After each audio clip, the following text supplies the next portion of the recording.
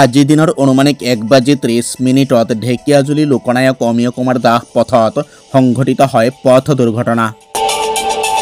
উক্ত পথ দুৰ্ঘটনাত কিছু পৰিমাণে আঘাতপ্ৰাপ্ত হয় এগৰাকী লোক।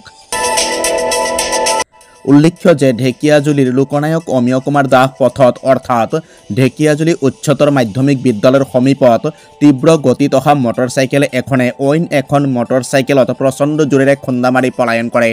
ফলত পৰি গৈ আঘাতপ্ৰাপ্ত হয় অইনখন মটৰচাইকেলৰ লোকজন। এইখিতে আমাৰ চাৰিআলিত মানে এজনে ইফালৰ পৰা আহিছে আমাৰ শিক্ষক আৰু এজন আহিছে ইফালৰ পৰা আমাৰ সেই লেচুবাৰীৰ ফালৰ পৰা আহি এইখিতে চাৰিআলিত মাৰিলে খুন্দা মাৰি তেওঁ পৰি গ'ল বাকী সি লগে লগে পলাইছে আৰু তেখেতক হস্পিটাললৈ লৈ যোৱা হৈছে। তেখেতৰ এতিয়া ভৰিটোৰ কথা নাজানো কি হৈছে, আঘাতপ্ৰাপ্ত হৈছে। এতিয়া তেখেতক লৈ যোৱা হৈছে। গতিকে এইটো কি ব্যৱস্থা লয় আৰু ল'ব লাগে আৰু হয় হয় তেনেকৈ খুব জোৰে আহি মাৰিলে খুন্দা।